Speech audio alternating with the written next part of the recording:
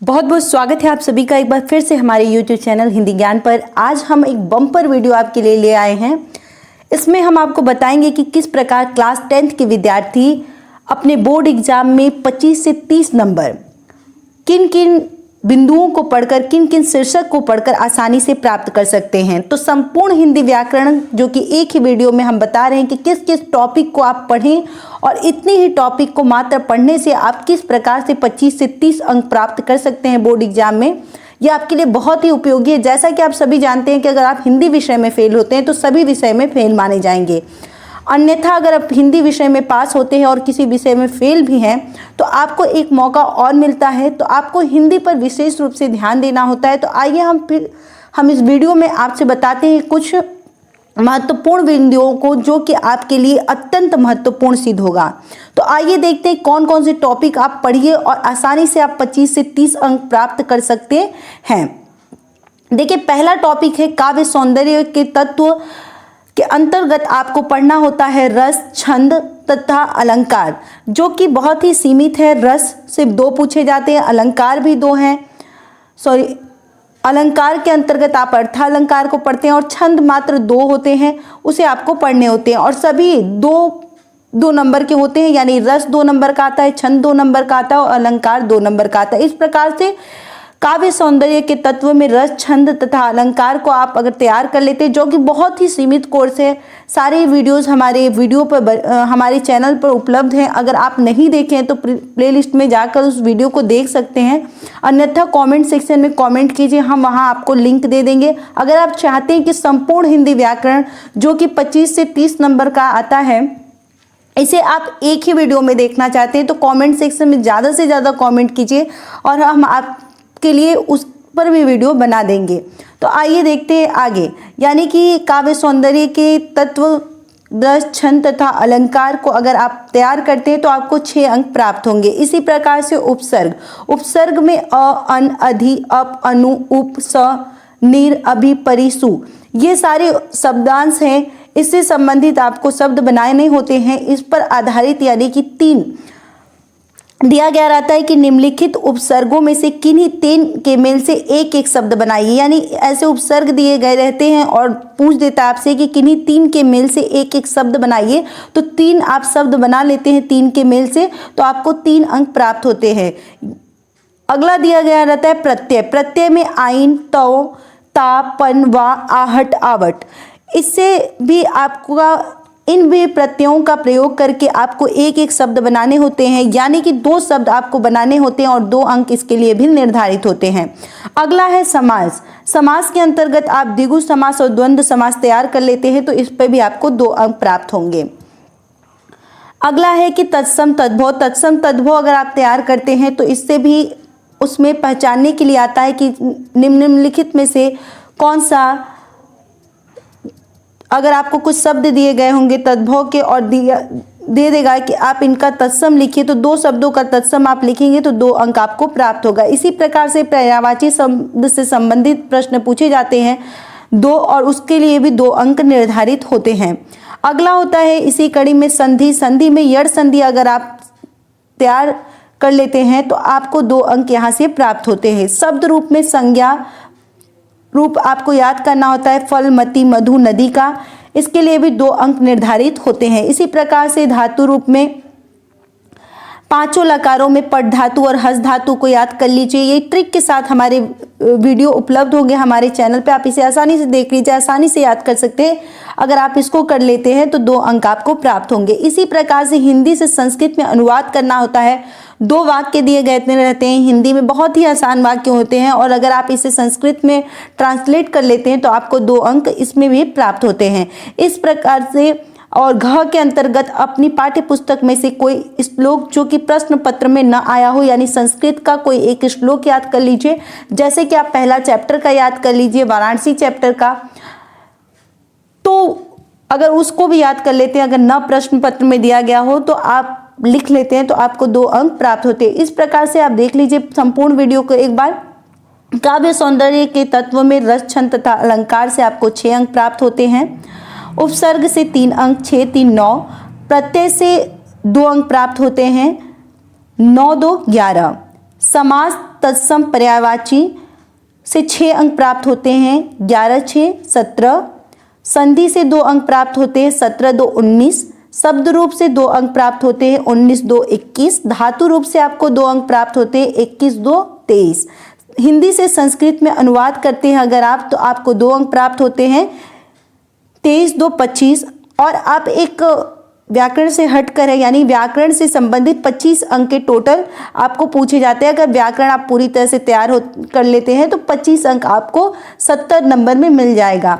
और अगर अपनी पाठ्य पुस्तक में संकलित कोई एक श्लोक जो कि प्रश्न पत्र में न आया हो, 2 अंक का तैयार कर लेते हैं, तो आपको यहाँ पर भी 2 अंक ऐड हो जाएंगे, यानी 27 नंबर टोटल आपको प्राप्त हो सकते हैं। बहुत ही आसानी से आप इसे प्राप्त कर सकते हैं। बहुत ही सीमित कोर्स है आपके लिए। क्लास 10 के विद्यार्थियों के लिए एक बहुत ही सुनहरा मौका होता है 27 अंक प्राप्त करने का आसानी से। अगर 27 में से आप 25 अंक भी प्राप्त कर लेते हैं तो आपके लिए बहुत ही बेहतर स्कोरिंग होगी। यह आगे देख लेते हैं किस प्रकार से प्रश्न इससे संबंधित पूछे जाते हैं, इस पर भी हम चर्चा कर लेते हैं। देखिए, जैसे कि 7 का क दिया गया है कि अपनी पाठ्य पुस्तक के संस्कृत खंड से कंठस्थ किया हुआ, यानी याद किया होगा कोई एक श्लोक लिखिए जो प्रश्न पत्र में न आया हो। देखिए 2 अंक के ये पूछे जाते हैं। अगला दिया है कि निम्नलिखित में से किन्हीं 2 प्रश्नों के उत्तर संस्कृत में लिखिए। चूंकि यह संस्कृत का है तो इसे छोड़ दीजिए। हास्य अथवा करुण रस की परिभाषा एवं उदाहरण लिखिए। देखिए हास्य रस अथवा करुण रस, यानी अथवा करके दिया है, हास्य को लिखिए या तो करुण की लिखिए। परिभाषा एवं उदाहरण दोनों को लिख लेंगे। परिभाषा अगर आप लिखते हैं तो 1 अंक मिलता है और उदाहरण भी लिख देते हैं तो 2 अंक का 2 अंक आपको प्राप्त होगा। हास्य अथवा करुण रस यानी दोनों में से कोई एक रस करना है, परिभाषा और उदाहरण दोनों लिखना है, तो 2 अंक आपको प्राप्त होंगे। इसी प्रकार से रूपक अथवा उपमा अलंकार की परिभाषा एवं उसका उदाहरण लिखिए। 2 अलंकार दिए गए हैं, रूपक अथवा उपमा। अगर इनमें से दोनों में से किसी एक की परिभाषा और उदाहरण आप लिख लेते तो आसानी से 2 अंक आपको प्राप्त हो जाएंगे। बहुत ही सीमित, हमने पहले ही आपको बताया, बार बार हम आपको बता रहे हैं कि बहुत ही सीमित कोर्स है, जिसे आप याद कर लें तो आसानी से 27 अंक प्राप्त कर सकते हैं आप।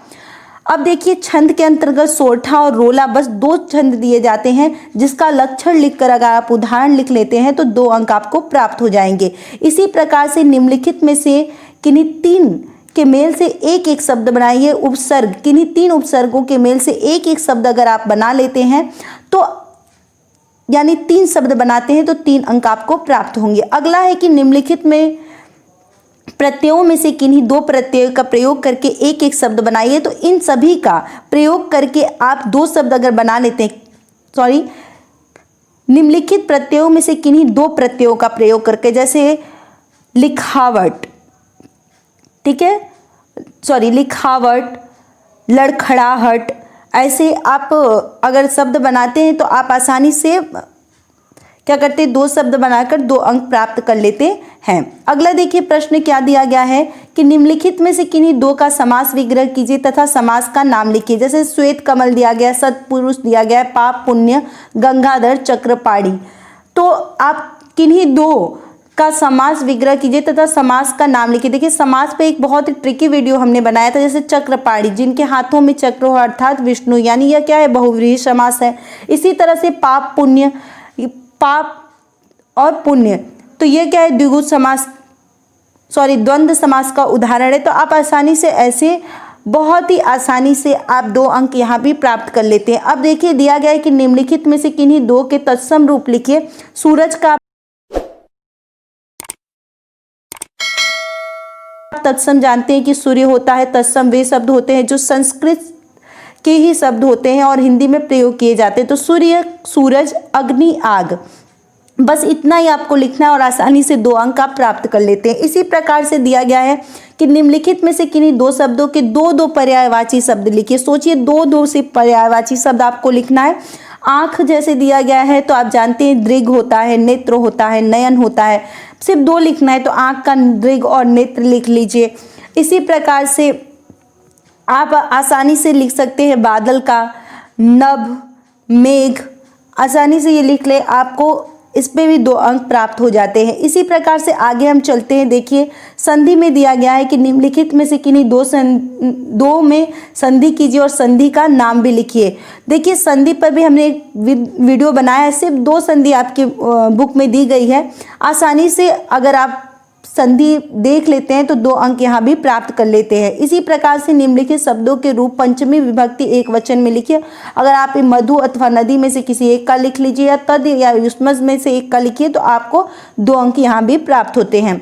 निम्नलिखित में से किसी एक की धातु लकार पुरुष तथा वचन का उल्लेख कीजिए। तो इन पट धातु में आपको ये आएगा, कहाँ पर क्या आता है इसकी धातु लकार पुरुष तथा वचन को लिखना। अगर आप पूरी चारों चीज़ों को आसानी से लिख लेते हैं तो 4 चीज़ को लिखते हैं तो आधा आधा नंबर मिलता है। इस प्रकार से आपको 2 अंक यहाँ भी प्राप्त होते हैं। अब देखिए किन्हीं 2 वाक्यों का संस्कृत में अनुवाद करना होता है। जो इम्पोर्टेंट संस्कृत के अनुवाद होंगे वो भी हम आपसे चर्चा करेंगे। आगे देखिए अगर आप निबंध तैयार कर लेते हैं, निबंध का हमने जिक्र नहीं किया था 27 नंबर में। अगर आप 27 और 6 कितना होता है 33, आपको 33 अंक प्राप्त हो जाएंगे। अगर आप निबंध भी याद कर लेते हैं तो निबंध देखिए जैसे दिया गया है, स्वदेश प्रेम, मोबाइल फोन से होने वाले दुष्परिणाम, वन महोत्सव, योग शिक्षा, आवश्यकता और उपयोगिता।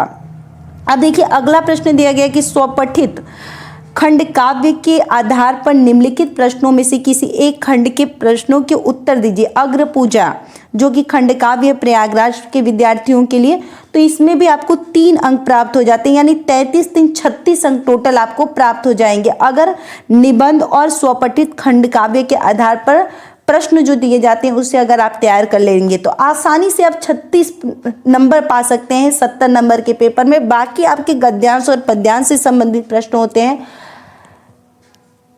तो आज के लिए इतना ही। अगर आप चाहें तो हम संपूर्ण व्याकरण का वीडियो आपके लिए ले आएंगे। अगर आप कमेंट करते हैं और आप सभी की राय अगर यही होगी तो हम आपके लिए स्पेशली एक लंबा वीडियो ले आएंगे जिसमें संपूर्ण व्याकरण एक ही वीडियो में सम्मिलित होगा। धन्यवाद। जय हिंद, महादेव। घर रहिए, सुरक्षित रहिए। अगर ये वीडियो आपको पसंद आता है तो ज़्यादा से ज़्यादा अपने दोस्तों के साथ साझा कीजिए, जिसके लिए हम आपके आभारी रहेंगे और आपके द्वारा हमारा मनोबल बढ़ता रहेगा। धन्यवाद। जय हिंद, महादेव।